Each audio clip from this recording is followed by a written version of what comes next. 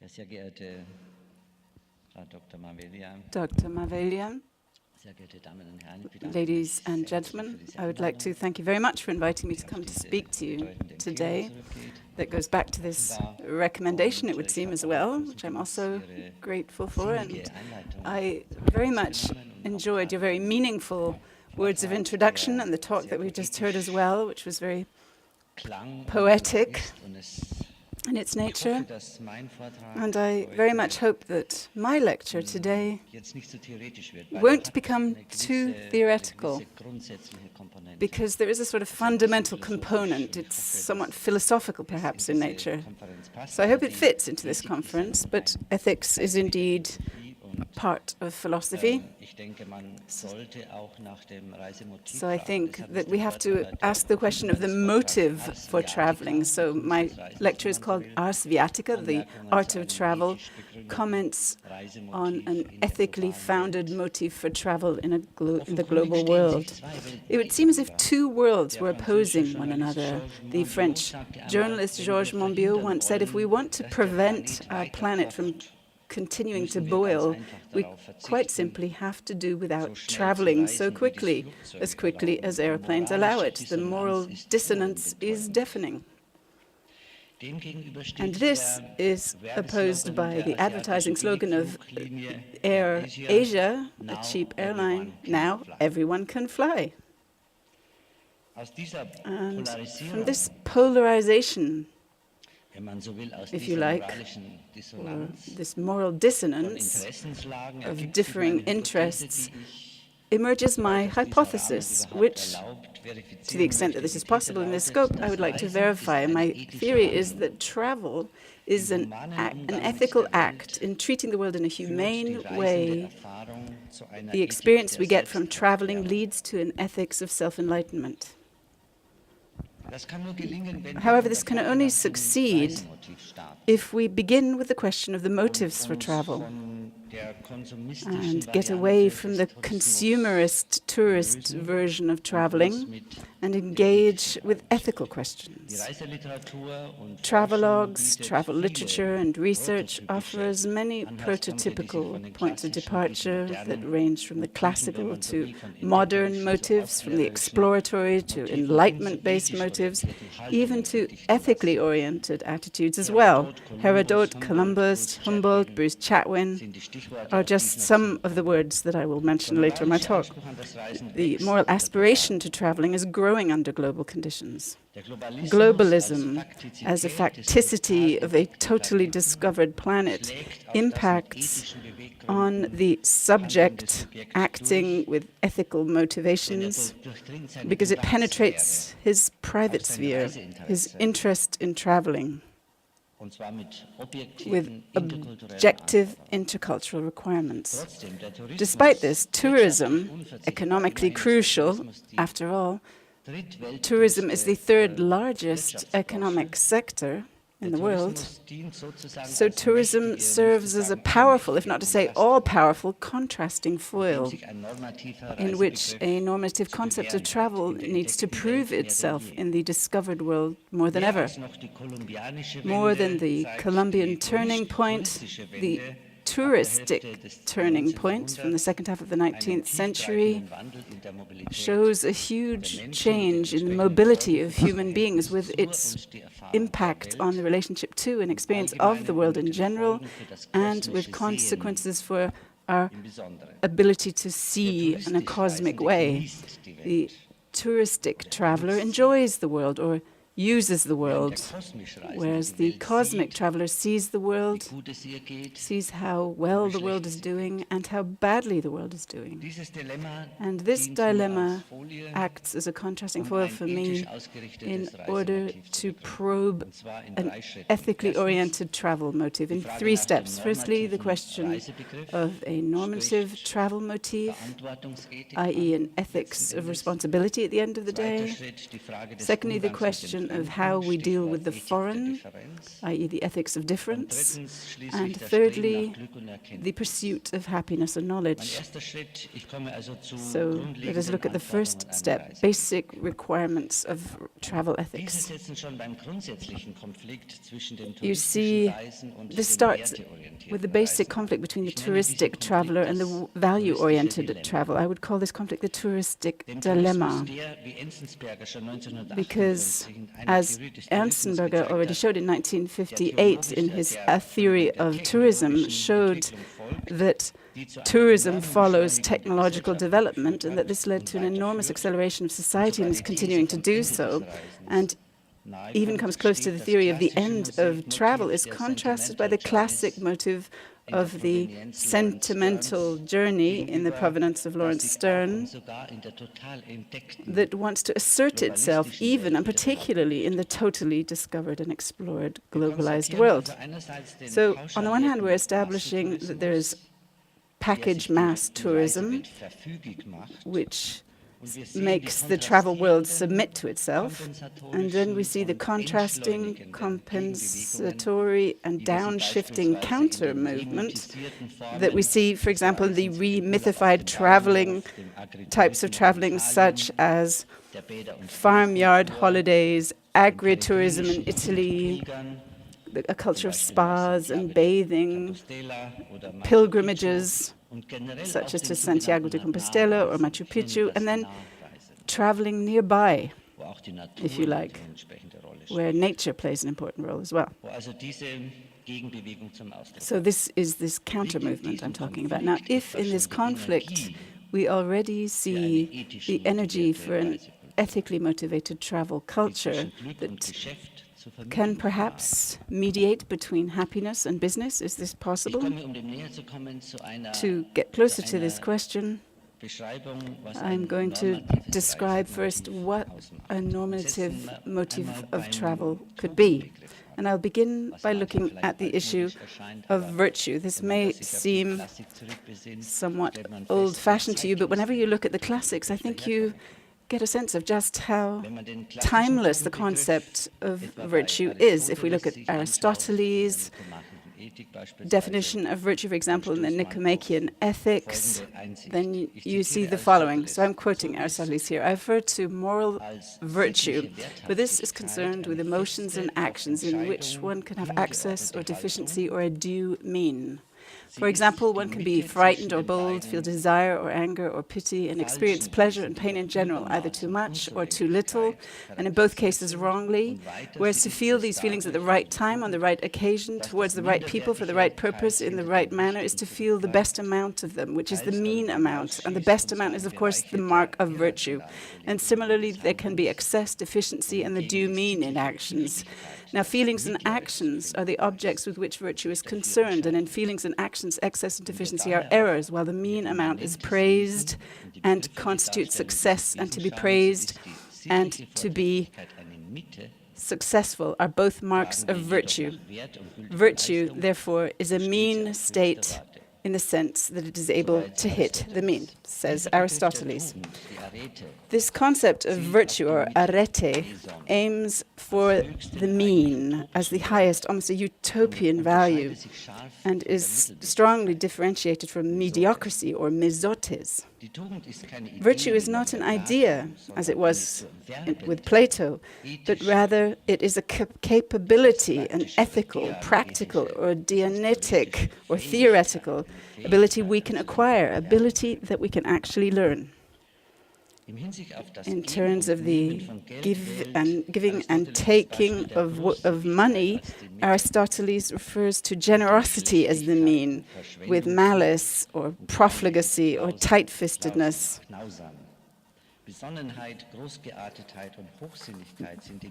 While prudence, sobriety of mind, and high-mindedness are the mean between deficiency and excess. In today's language of ethics, using Georg Simmel's words, the mean corresponds to the Greek ideal of sophrosin, the beautiful self-restraint, of sticking to an internal moderation, which stays away from too much and too little.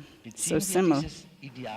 If we refer this ideal of the Aristotelian mean, if we try to apply it to contemporary travel, i.e. to the extremes of excess and deficiency, then this could mean the following. If we were to translate it, it could mean that excess corresponds to the unbridled hedonistic pleasure-seeking life in packaged tourism.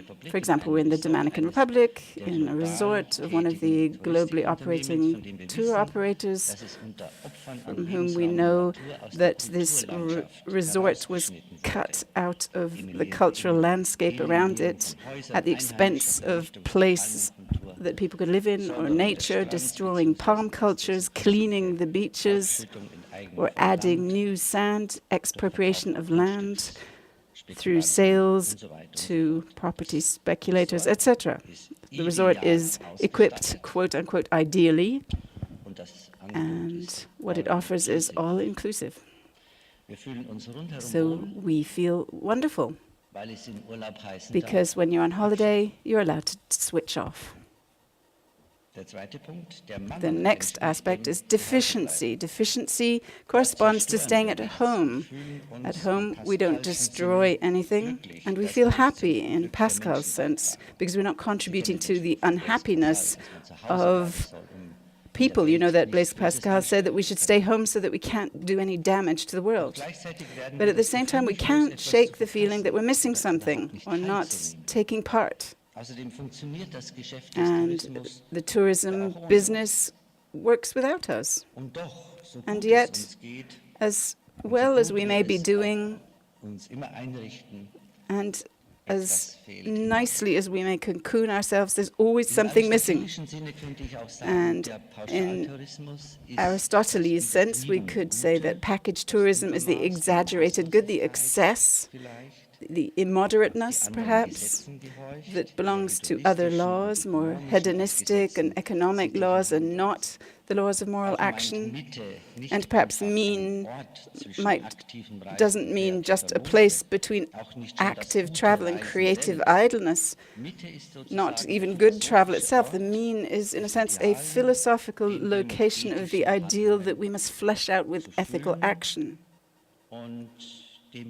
and fill with moral life. Relaxation is no longer the final target, fulfillment, that we allow ourselves for the activity's sake. This is what Aristotle says, that we allow ourselves for the activity's sake. An appeal against being lazy, where we do nothing, perhaps. Or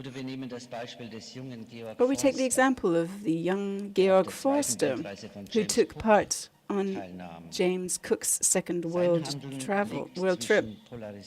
His activities lie between polarized motives.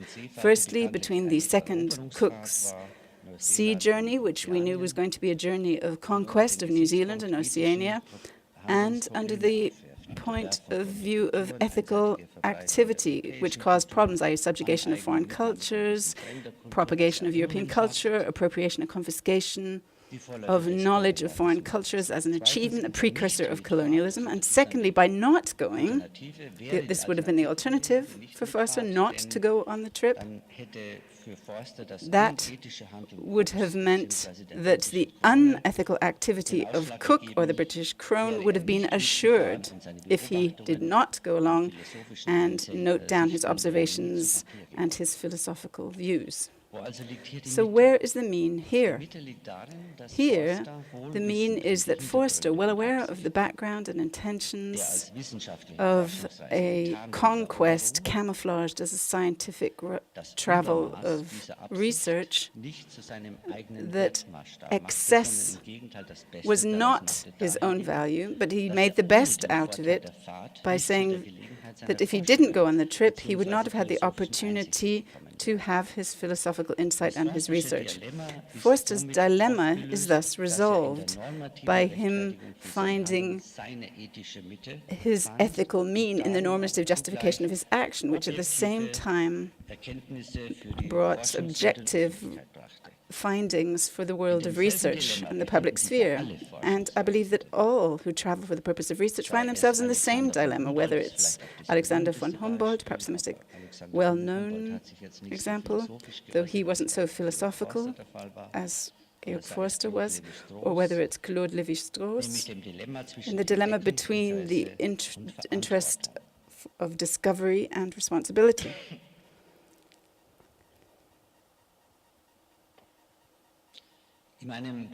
In my book,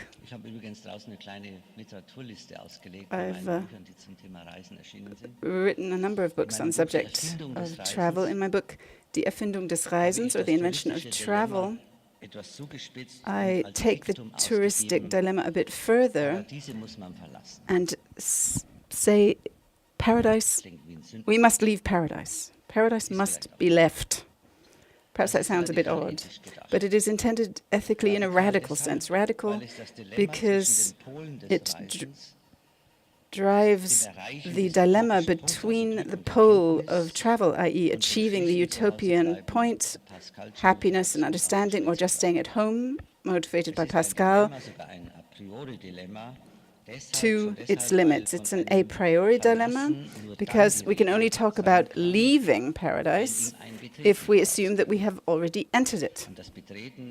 And entering paradise may look like a crime, a fall from grace. Working on the assumption of the anthropological and philosophical theory that travel is immanent to being human, then the act by traveling of touching foreign worlds is immanent as well. So what can be done? The categorical imperative of Kant's provenance isn't enough here because simply appealing to the individual is not sufficient here. Julia Nieder-Rümelin has an approach for this context, for this background. His approach of structural rationality, a basis that I believe is appropriate because it is expanded, because the sensible, reasonable person, perhaps the reasonable person, is subject to selective, possibly isolated decision-making processes. But on the other hand, in Kant's concept of reason, rationality does not have to be the only dominating feature for action, but rather it has to be seen as embedded in the structures around it. I'm quoting Nieder-Rümelin. He said, by taking a decision on a comprehensive structure as a basis of action, the number of individual decisions and the complexity of all of the considerations linked to them is reduced. The selection of structures is an expression of individual freedom and creates the condition of ethical acclimatization. New behavioral patterns emerge that make considering each individual decision superfluous. In the structural rational approach, we can, I believe, anchor an ethical motive for traveling that does not have to remain frozen in the tourist dilemma and that can access Faust's motive of exodus and departure. The sphere described as the dilemma or the tourist's dilemma requires balance, i.e. between hedonist yielding in terms of pleasure in the country we are visiting, and on the other hand, enlightened behavior, responsible behavior on the other. And to find a balance here, to maintain this balance, Nieder-Rümelin says there are not just ethical reasons, but also ones that refer to cooperation and consideration for other people. But there are also reasons that incorporate our own tendencies and wishes.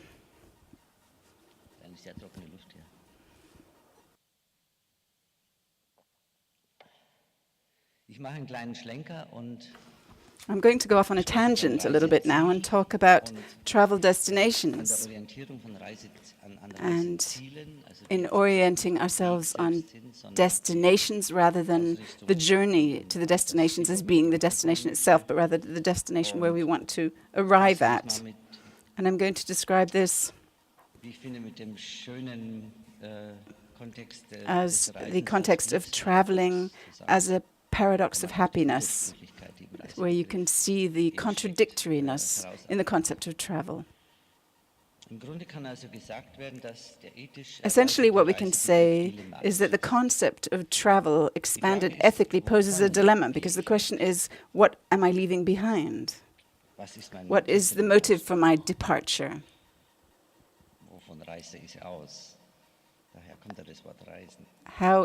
What am I leaving behind? And where do I want to arrive? Where can I arrive? The travel destination could cover all motives. What happiness am I pursuing here in my travel? Dieter Birnbacher, a philosopher, refers to the fact that within happiness theories, for example, wish fulfillment theory, there is the happiness paradox. What he means is the impossibility of achieving happiness by pursuing it directly. It's very hard to become happy by directly pursuing happiness. Happiness evades direct intention. So, Birnbacher. How can we now come from an absolute position of the expectation of happiness towards an ethic of responsibility? Ottfried Hofer, for example, talks about pursued happiness, a direct concept of happiness, whereas Birnbacher talks about the course of happiness, which he describes as episodic happiness or periodic happiness. According to him, happiness is not a final concept, but rather a process-based concept. Martin Seele, in his Paradoxes of Fulfillment, refers to this as well. Seele says that the person pursuing happiness understands happiness as the fulfillment of unimagined wishes, as well as the attempt to preserve his passions. In a sense, Seele shifts the result into the autonomous area of process-based human activity. The experience of existential happiness is no longer fixed on its full satisfaction, but rather becomes a strategy for a practice of fulfillment of unimagined wishes. If it is our desire to travel, if that is our wish, then we shouldn't be oriented exclusively on our destination, but rather should keep our passions alive permanently. And then traveling itself is fulfillment, which is why Hesse says the path is the destination. Then traveling is itself the fulfillment. All of the profane, wishful thinking lacks the pathos of fulfillability when we are out and about. What's difficult is the relationship between thought and happiness, i.e. not blocking happiness through thinking, but facilitating. And what's interesting in Seele's happiness paradox is that it takes the contradiction at its word, and whether you're thinking or not, works towards the autonomy of the active person, not limiting their rationality, but at the same time overriding them. So people are not fixated on destinations that they hedonistically or egotistically exploit, but rather they remain utopically open, do not force themselves into a system of thought that package tourism perhaps suggests, and in doing so creates a certain latitude to develop ethical activity or ethical action.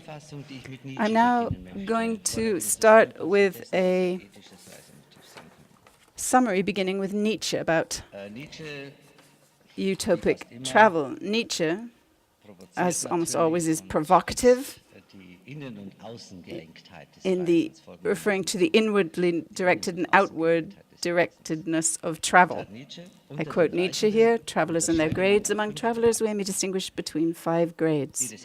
The first and lowest is of those who travel and are seen. They become really traveled and are, as it were, blind. Next come those who really see the world. The third class experience the results of their seeing. The fourth weave their experience into their life and carry it with them henceforth. Lastly, there are some of the men of the highest strength who, as soon as they have returned home, must finally and necessarily work out in their lives and productions all the things seen that they have experienced and incorporated in themselves. Sobald sie nach Hause zurückgekommen sind. Zitat Ende. Thus, we can operationalize the normative concept of travel. This succeeds best if normative orientation is reflected in behaviors or attitudes. Ethical attitudes give birth to what I call travel prototypes. In The Journey as Utopia, Die Reise als Utopie, I have depicted this at length, and I hope that I can give you a couple of prototypes and that this will be enough to communicate what it means to get an attitude from ethical motivation. So Herodot, for example, 2,500 years ago, describes this as the experience of the world. Jean de Mondeville talks about the unpropertied condition. Columbus or Magellan talks about the courage for utopia. Georg Forster and Alexander von Humboldt talk about the inquiring mind. For Johann Gottfried Säumer and Goethe as well, but I think even more in the case of Säumer, who rejected travel by carriage, but walked from Leipzig to Syracuse. This is self-enlightenment. For Count Keyserling, or Lawrence Stern, if you like, as well, empathy. For Bruce Chatwin, Paul Theroux, or Nicolas Bouville, and all of the major travelogue writers, this is the critique of civilization. Thus, we can state that an ethic of travel that emerges from a critical distance to touristic interests can be seen as a process of education, one that leads to enlightenment, cosmic seeing, reflection, self-enlightenment, and a critique of civilization. In this normative travel catalogue, we can see a good basis for generating and advocating reasons that help us overcome diplomatic conflicts and achieve a convergence of subjective and objective interests. But it is also the attempt to get closer to a universal concept of travel that does not ignore thinking outside of Europe.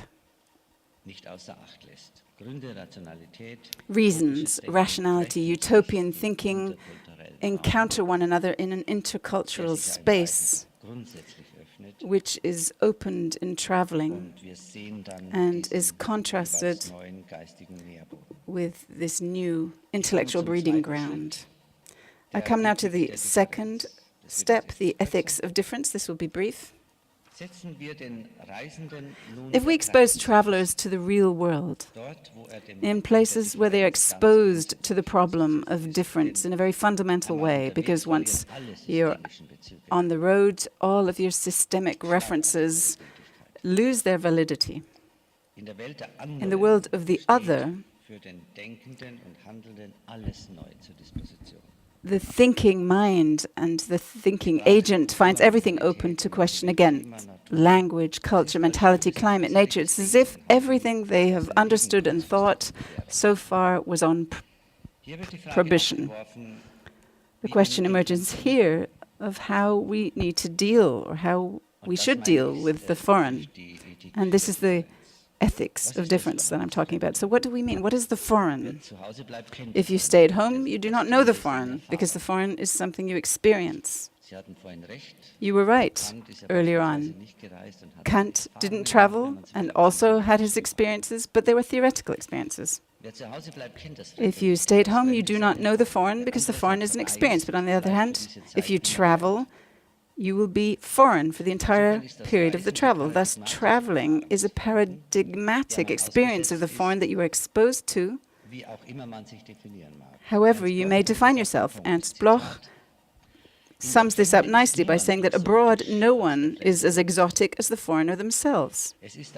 And the foreigner feels alienated from himself.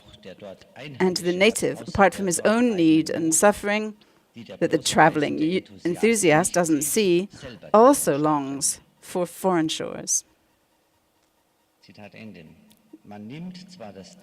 So you take what is your own with you, but it is put into a new relation in the foreign that basically calls it into question completely. It's also impossible to stay within your own when you are traveling, because surrounded by the foreign, the own is exposed to a modified test. There is an energy-charged field of tension that both attracts and repels one, depending on the extent to which one has adjusted to the foreign, the extent to which one allows it to come close or keeps it at a distance. Professional travelers, such as ethnologists or political reporters, say in crisis areas, experience the foreign very extremely, because it's like an existentialist being thrown into foreign cultures. If Claude Lévi-Strauss in his Triste Tropique begins with the sentence, "I abhor travel," and travelers doing research, then he sees travel as nothing more than a compulsion that he has to subordinate himself to. Once you are on the road, you can no longer shake off the foreign. There's a trend to becoming identical to being the other. Not quite sure who said it. It was a philosopher from Karlsruhe who said that utopia of travel means that traveling and staying become identical at some point. Jochen Schütze, who wrote travelogues, says that the difference, the being other, is to be found in its mythical origins, where it is a hermaphrodite, the beginning of discrimination, and at the same time the acknowledgement between the poles of chronic rootlessness that ethnologists feel to the limit of loss of self, and successfully overcoming the foreign, there is a vacancy that must be filled. But not just for ethnologists, also for those who travel, who are open to foreign cultures and foreign nature, or even go into war zones or disaster areas, the other becomes an endurance test, because it is no longer possible to think and act completely independently of the critique of civilization. The difference that we experience between studying the primitive peoples in the rainforests of Brazil or the globalization boom in China is only gradual politically, but philosophically it is a cause to think about social or ethical values such as poor and rich, ugly or beautiful, and to rearrange these as they do rearrange from a moral point of view. Thus, the experience of the foreign is a boundary experience, which is perhaps also something we experience in dealing with people of ethnic minorities in our social everyday. The prototype of the post-colonial foreign who commutes as a citizen between nations, as an individual between cultures, or perhaps, to put it another way, is at home in a number of nations and cultures at the same time. This is also the space for politicization and what Foucault would call self-invention. But at the same time, it seems dubious to me, dubious because it is perhaps too culturally pessimistic, if Schütze maintains that under the term of globalization, we are seeing a new age in which the dimension of the foreign will die out once and for all.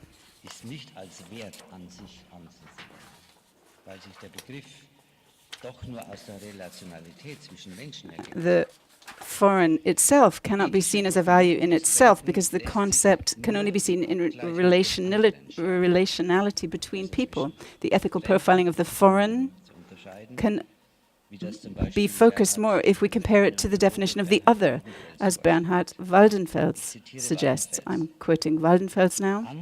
He says, "Other and foreign are two different things. The foreignness of a guest, the foreignness of another language, another culture, can certainly not be reduced to something or someone being different. Foreignness assumes a sphere of the self, the own, and this self cannot be confused with something that is different from the third party in the sense of idem, as opposed to ipse.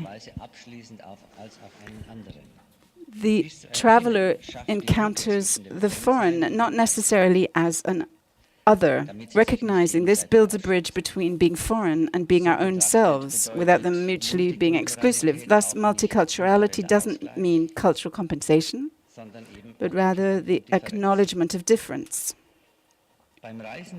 In traveling, which essentially means constantly being on the move, i.e. continuous mobility, the experience of the foreign takes place in mobile spaces, as Martina Löw said, such that it's a sense of constantly fleeing. Thus, we require the consciously pausing for a moment and the organizing of experiential spaces and meeting places. The Bosnian writer Cevad Karahasan describes this in his Book of Gardens, which I recommend highly, describing the topos of the social space that means stopping for a moment in the continuous movement of travel. And this in itself is interesting when it comes to ethical attitude. I quote him, he says, "When I say social space par excellence, I mean a space that works the way the market worked in ancient Greece, or in the picaresque novel The Guest House, or in the realistic European novel of the 19th century, The Pub or the Hotel. A space in which people from very different social groups meet and communicate with one another. People who would never meet outside of this hub, could not meet and would not meet. A space in which society is integrated, a society and a space in which society realizes and manifests its completeness, its integration of relationships between individual groups, layers of society and individuals." End of quote. Even the hotel, ladies and gentlemen, the bar, the beach, the golf place,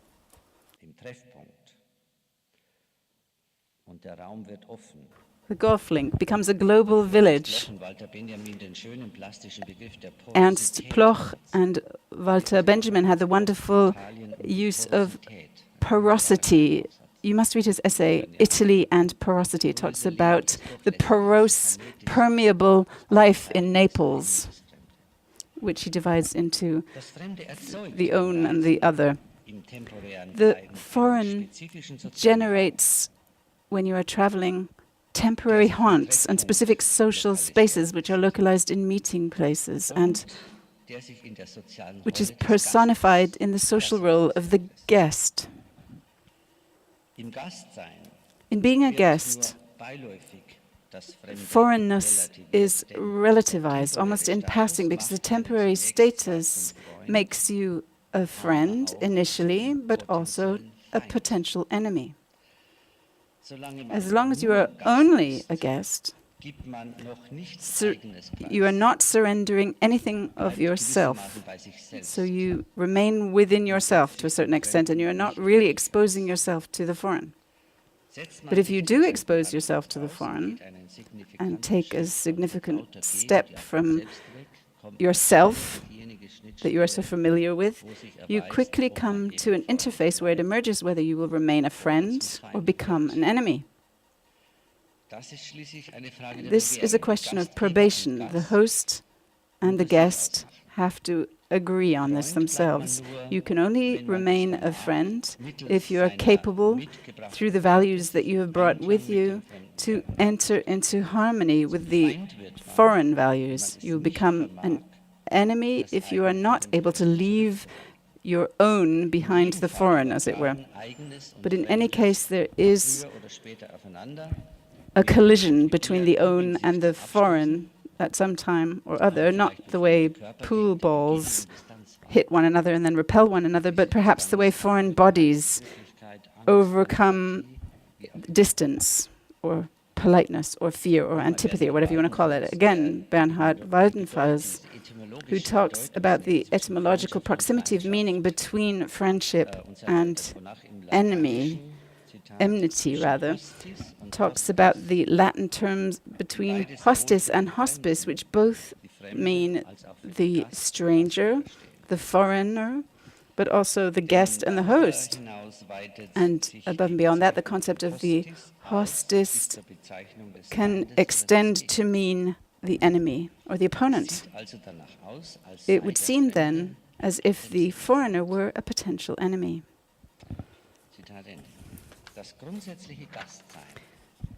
The very nature of being a guest, if you are a traveler, therefore means being on a threshold, neither in nor out.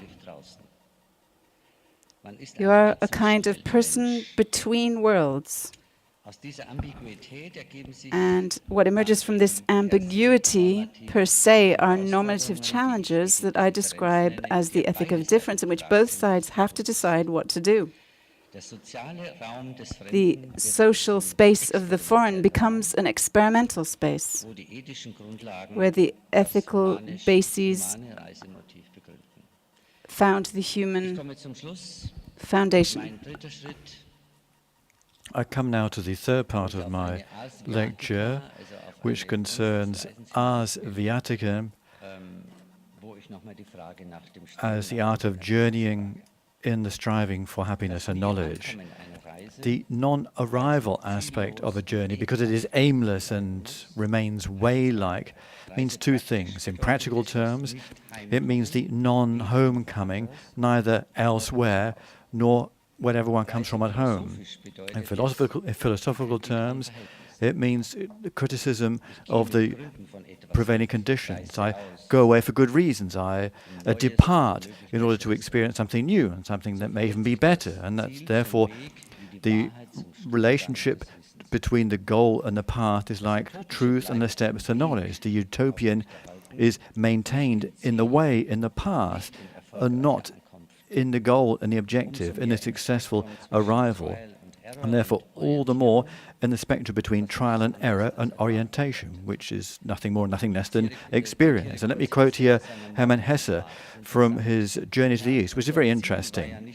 Quotation, "Our objective was not just the East, or rather, our East was not just a country or something geographical, it was the home and the youth of the soul. It was the everywhere and nowhere. It was the becoming one with all times. My good fortune existed indeed in the same secret as the happiness of dreams. It consisted of the freedom of being able to experience everything possible at one and the same time, and playfully mixing up outside and inside and shifting room and time like pieces of scenery." End of quote. Between the poles of departure and arrival, you have, as Bloch says, quoting Hegel, you have the travel form of knowledge as it is projected fallibilistically, culminating in the Goethean Hegelian travel motive with the travel figure of Faust and Hegel in the question of the individual as question and the world as answer. So the world as answer is the infinite restart of the journey.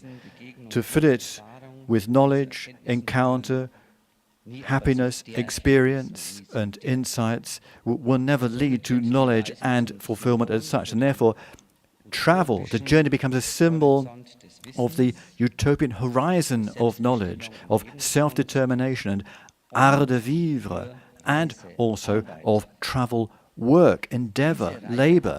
Now, this travel labor engaged in by Homo ethicus is what I call ars viatica. The dialectical relationship between travel as departure and homecoming can only become a utopian in the potential solution of our alienation. From the point of view of alienation, the journey becomes an exam in the subject of ethics. So the question is, as Martin Sale thought and Stephen Greenblatt said, whether the traveller who wants to journey succeeds in injecting travel knowledge into his everyday life. So, to quote Stephen Greenblatt, this is the utopian aspect of travel. If we realize that the objective of our wishes, the apparently unachievable miracle, is available to us at home, at our very feet, or could reside there if we only succeeded in retrieving it from the banality and vileness of everyday life, end of quote. On the other hand, as a result of traveling, the wishes that we have on the basis of experience are withdrawn from that nidation. And two things happen here as regards travel. You have the active aspect of travel. The traveler experiences the world quite literally and undergoes the paradigmatic experience within himself by giving himself the opportunity to perceive himself anew by means of distancing. Coming on to the passive aspect of travel, Nicolas Bouvier says, one believes that one undertakes a journey, but it soon transpires that the journey undertakes one, or ruins one. The fact that the journey undertakes one means, as Nicolas Bouvier says, cleansing, being dragged off the street and cleansed, but also education, politicization, change.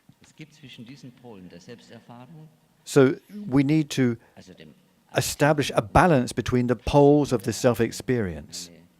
The ethics lays down the active aspect of the journey and makes proposals for good actions and good insights, but there are many examples, however, that travel ruins you, it can cause crises and uncertainties. In Kertész, it's apprehension, in Camus, it's inner turmoil, and in Rilke, it's perplexity. Be that as it may, the journey is the paradigm per se of the fact that we can actively approach the world ourselves and how we move within it. As Blumenberg says, in our reading of the world, we understand the world indirectly, and in experience we become capable of passing a judgment and become witnesses of the situation of the world. And therefore, in the modern world of travel, which cannot ignore the, as it were, over-simultaneous style of tourism, it is possible for a new type of prototype to emerge